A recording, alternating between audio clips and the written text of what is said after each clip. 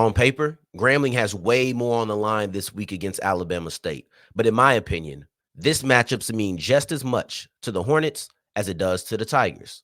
Oh, yeah, it's locked on HBCU. Play my music.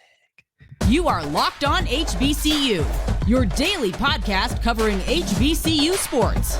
Part of the Locked On Podcast Network, your team every day.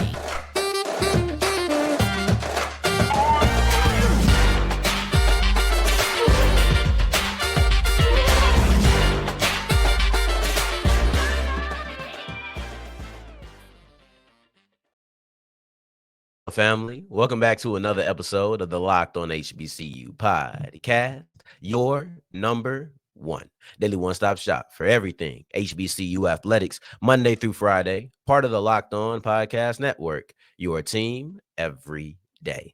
And I, of course, am Darian Gray, a.k.a. the Mouth of the South, Texas Southern alum and former TSU Herald Sports editor and current contributing writer at USA Today's Saints Wire. I appreciate you for making this your first listen of the day every day. And remember, just because the mic cuts off does not mean that the journey is over. It just means it's time to follow me on Twitter at South Exclusives. Starts with an S and ends with an S. Today's episode is brought to you by Prize Picks. Go to prizepicks.com/lockedoncollege and use the code LOCKEDONCollege to get your first deposit matched up to $100. Now, I've been yelling all last night, right? I was yelling all last night. I was at the Rangers game. Shout out to my Rangers. Shout out to the city, really. But I'm going to try to work with it. I'm going to get some tea after this, and we're going to be good. My throat is my vocal cord is a little bit off, right? So work with me. Anywho, we wrap up today's episode. Big news out of South Carolina State. Buddy Pough, the face of the school, the face of South Carolina State athletics, is now the interim athletic director, and it's kind of befitting on his way out of the door. Before that, we have a couple of games of the week that I want to look at in segment 2. We'll look at Florida A&M versus Alabama A&M and why that game is still interesting despite the stakes being off of the table. And speaking of stakes, it would seem as if Grambling has way more on the line than Alabama State when they face off this weekend. But if you ask me, I think that this game should mean just as much to Bama State as it does to Grambling. Now, I understand. On paper, it would seem like Grambling has way more to win, way more to lose. It's clear as new glass what's on the table for Grambling. For Alabama State, it's a little bit murky. So let's get into the obvious one first. The East is sold up. The West is not. And Grambling is in the middle of a fight for the West. They're right there with Southern. They're right there with Alcorn. They're right there with Prairie View. Now, really, they're right there with Prairie View because they both got 2 losses. Yeah, they both got 2 losses. But in actuality, they're right there with Prairie View. But when you look at it, they're right there grouped up with Southern and Alcorn. And I think it's safe to say that this is a must-win game for Grambling. You look at the rest of Grambling's schedule. You have Alabama State this week. You have UAPB next week. You have Southern the week after that. I think you might have to win out in order to make it to the SWAC championship game. And that's not a hot take or anything. But the reason I feel like this specifically is a must-win game is because you need to at least try to go into the last week of the season with a chance to win. And if you lose this week, Alcorn and Southern face each other. They both have 1 loss in the conference. One of them has to win. The winner will still have 1 loss in the conference. If that team wins the following week, and Grambling has lost either this week or next week, but let's assume they beat UAPB. If they lose to Alabama State, you're looking at 3 losses, with a team in the SWAC West only having 1, and you cannot catch them with 1 game left. That's not possible. This is a must-win game. If Grambling wants to go into the Bayou Classic with a chance to win the SWAC West, this is a must-win game because if you lose this week and give yourself 3 losses, there is a really good chance that you will be eliminated from SWAC West contention by the following week. I think the stakes here are clear. And when you hear how they sound, you hear how dire that it is, well, clearly you know what Grambling has at stake. But what about Alabama State?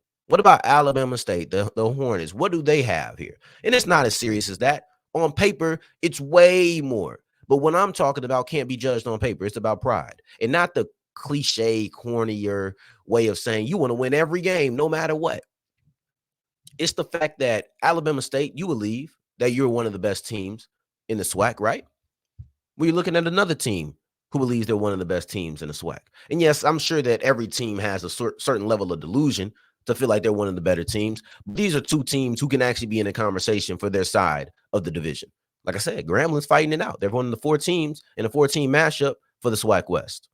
You look at Alabama State, they're trying to prove, or they're trying to end with the better record than Alabama A&M, trying to end with a better record than Jackson State. They beat both of those teams, so they have the tiebreaker, and that's something that you could use in recruiting and all of that. But as of right now, I'm looking like, hey, as the Hornets, we're one of the best teams in the East. As the Tigers, you're one of the best teams in the West. Well, let's get it on and see who one of the better teams. It's about asserting your dominance. It's not even about this is just another game. It's not to me, Darian Gray, the mouth of the South. To me, this is me saying I'm better than you, and you're one of the teams I need to show that I'm better than. The first level is FAMU. That's it. The first, you want to do a pyramid, the first level is FAMU. Underneath them, there's a certain collection of teams. There's going to be somebody who's the worst of that collection, somebody who's the best of that collection. And Alabama State should be coming out to make a statement that we're closer to one of the best of those teams as opposed to one of the worst. You've knocked off Southern. You're trying to knock off Grambling, but you lost to Alcorn. You knocked off Jackson State on your side. You knocked off Alabama A&M on your side. You win this game, there's a pretty good argument that you're one of the best teams. It'll be hard for people to argue against it, right? This is something that's hidden for Grambling, and I want you to tell me if I'm tripping, because I don't know. I had no real expectations for Hugh Jackson as the head coach for Grambling, but I did have a certain standard that I feel like his tenure needed to hit quickly. I've said that Grambling needs to win out in order to win the SWAC West. But what about Grambling? Or excuse me, what about Hugh? Can Hugh afford to lose 2 or 3? Can Hugh afford to lose to Southern and lose to Alabama State? I don't think he loses to UAPB, right? But you got to understand, if he loses 2 out of 3, that puts him at a 4-4 record, 500. I don't know if that's enough for my standards. I don't know about Grambling standards. I don't know about Grambling's fan standards, right? But if you win 2 out of the 3, you're at 5-3. You have a winning record. Maybe you feel like you're building up to something. But am I being unfair? Am I being unfair? Because I'm not even using any kind of context, to be honest. I'm looking at year 1 was bad. Year 2, if you go 4-4 and lose 2 out of your last 3, looking at where Grambling was midway through the season, after Grambling knocked off PV, things looked high. And then things dropped down quickly. I've been having these conversations. I'm not sitting here and going to rehash if Hugh Jackson doesn't do this, then I'm not doing that, right? Because one thing I don't do is root for Hugh to fail. I'm just simply keeping a close eye on that. I've made it very clear where I've stood. I think I've subtly made it clear here. Is it time for other people to start having conversations if Hugh loses 2 out of 3? If Hugh wins 3 out of 3 and they make it to the SWAC West, then they've done everything that I thought. And if they win 3 out of 3 and they're 6-2, there's no complaints. That is what I'm expecting from Hugh Jackson. I'm not even talking about SWAC West champions. That's for Grambling. I know Grambling is looking for certain things, but for me, evaluating Hugh, I needed to see a certain level of success because I'm still trying to question. I'm still trying to wonder, is Hugh Jackson a winner? And that's something that I needed to see. 2 out of 3. I feel like 2 out of 3 is important. You're either going to win 2 out of 3 or you're going to lose 2 out of 3. And I need to know what you're going to do and what will be the repercussions depending on which way that goes. So that's just something a little bit extra. It's a must-win game for Grambling no matter what, even if you want to take my little quote-unquote conspiracy theory, if that's how you want to look at it. Because there's nothing proven that he's on the hot seat, just more so my own standards. But regardless, Grambling, Alabama State, these are 2 teams who this game should mean a lot to. Now, as we move forward, there's not so much on the line for FAMU. They got everything. They washed it up, but they're trying to be undefeated. So I guess you could say that they're still having something on the line. But either way, FAMU versus Alabama A&M is still an interesting game and one we should look at. So we're going to look at it as we continue with Locked On HBCU. Today's episode is brought to you by Prize Picks, and Prize Picks is daily fantasy sports made easy. Emphasis on the easy, because when you look at Prize Picks, you pick 2 to 6 players, and you pick the more or you pick the less. So let's go Calvin Ridley, because he has a bye week. So let's go Calvin Ridley, 5.5 catches. Do you think he gets the 6? If so, put the more. If you don't, put the less. It's just that simple. You do that same process with 6 players, 2 to 6 players, and you can hit your money. It's not difficult, is it? You can do the same thing with the NBA. Jason Tatum, more or less 20.5 points. You think he hits 21? You think he doesn't?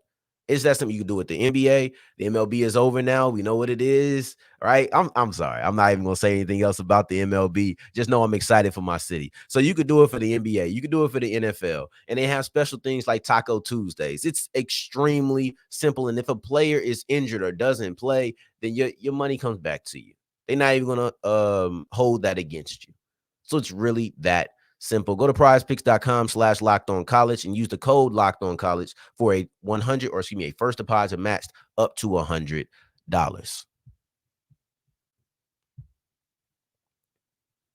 As we continue rolling on today's episode of Locked On HBCU, I appreciate you for making this your first listen of the day every day. And remember, on Fridays, we will have our college football kickoff live. So make sure you check that out. Even if you can't catch it live, it'll be recorded and stored on the podcast page and the YouTube page, both Locked On HBCU.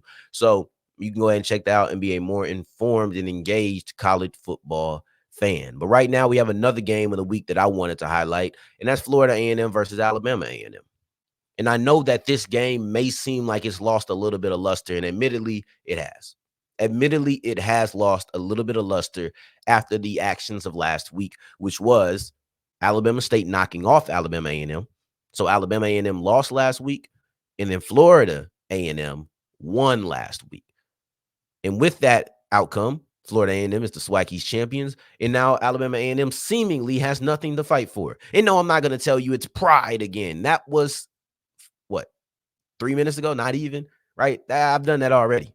Can't run it back. Got to be a little bit more clever. Got to be a little bit more creative than that. This ain't even about what's on the line. This is an interesting game. If we were interested in this game prior to right now, or prior to last week, then we should be interested in this game now.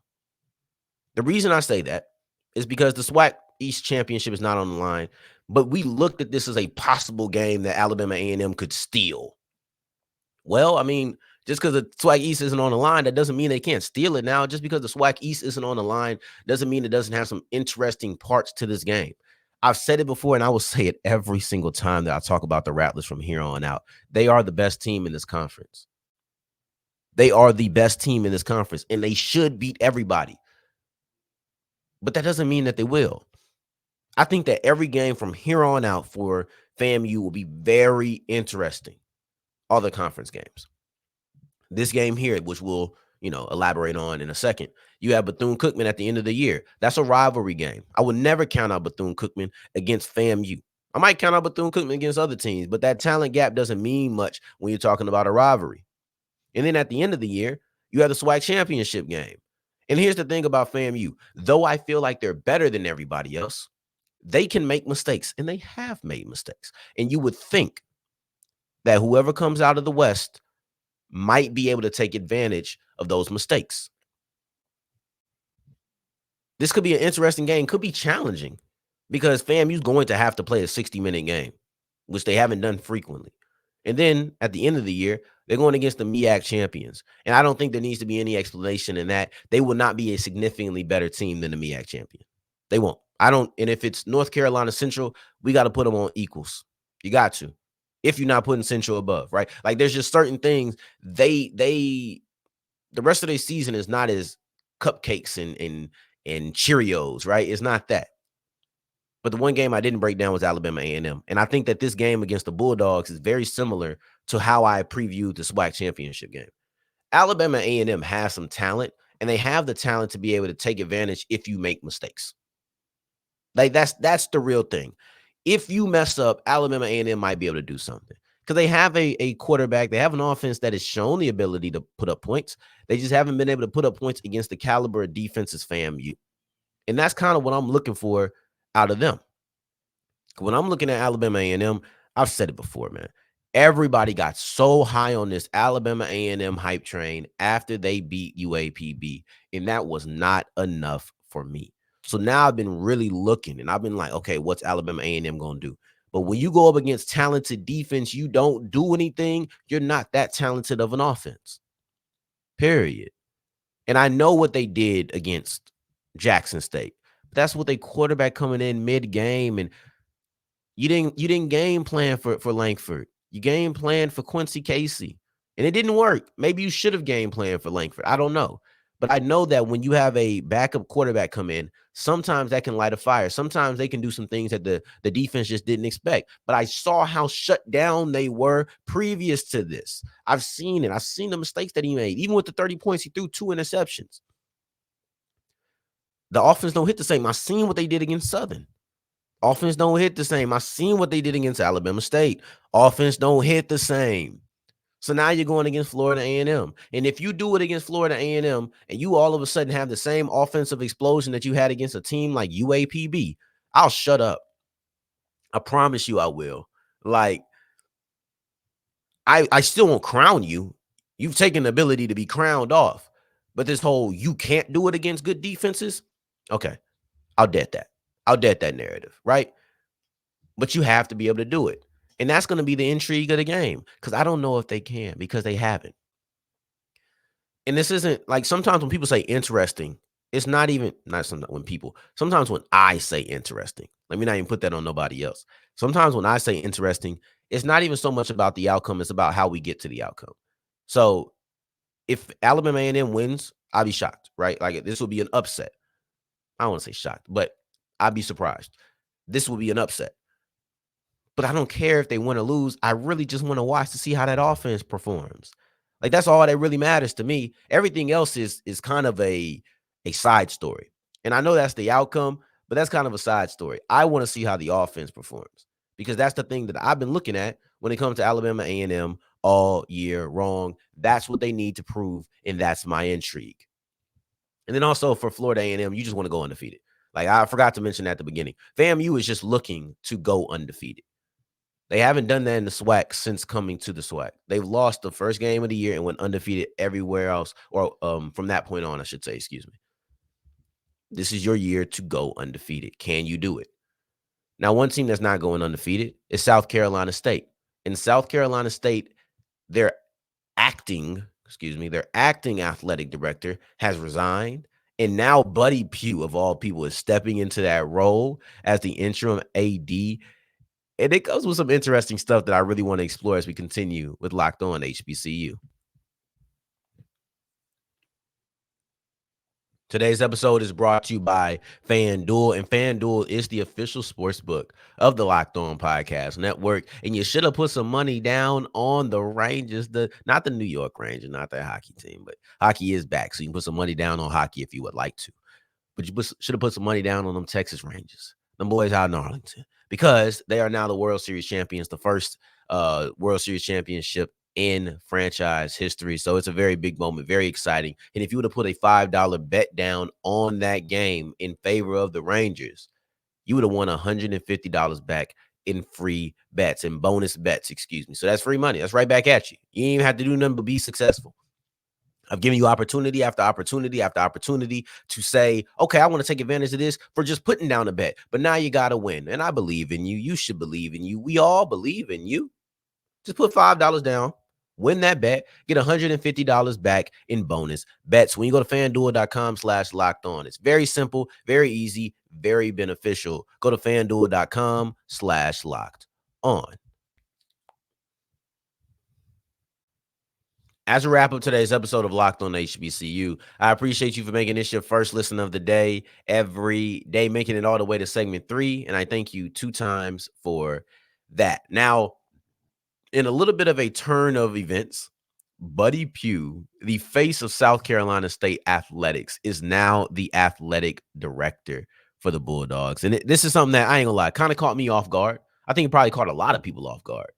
But the acting athletic director, Keisha Campbell, she has resigned and she has stepped down from her position as an acting AD. So now they've decided to put Buddy Pough in that position. And I don't know if he's acting or interim. I don't know if there's a different, like, I don't know that part of it, right? So I'm going to call him interim because I do believe there's a difference, and I don't believe he's acting. But the new interim AD is Buddy freaking Pough.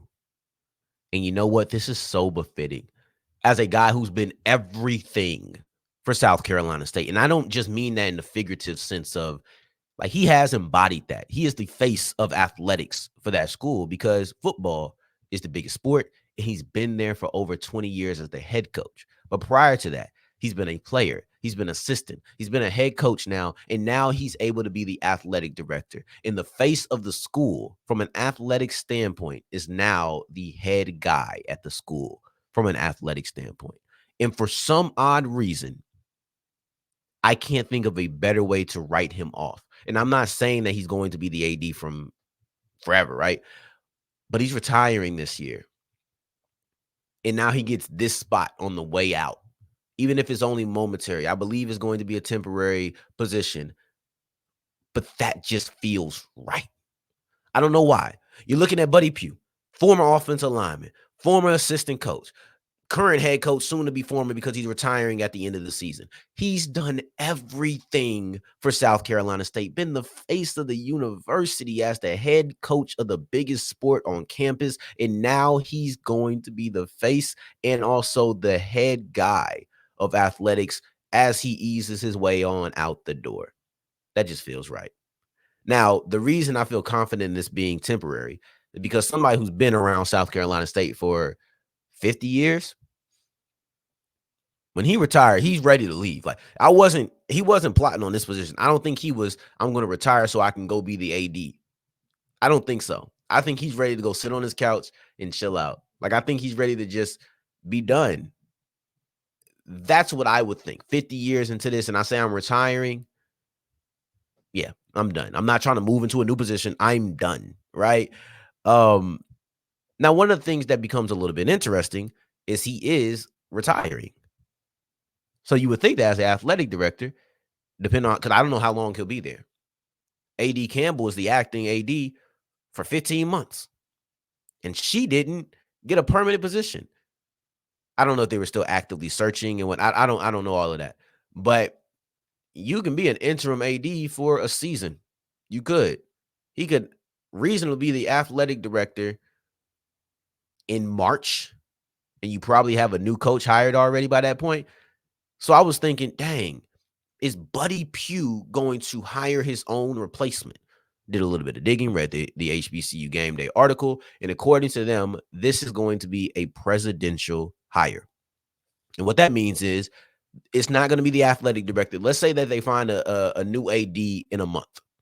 Let's say they find a new AD before they find a head coach. It doesn't matter how soon it is. They find a new athletic director before they find a new head football coach.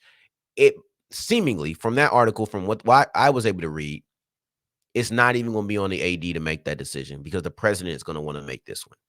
And they've hired a consulting firm to help with the coaching search. But I think that also got put on pause because the president is hiring whoever the new head football coach is. It'll be interesting, but that's what I'm hearing. That's what I read. I don't even say what I'm hearing. That's what I read.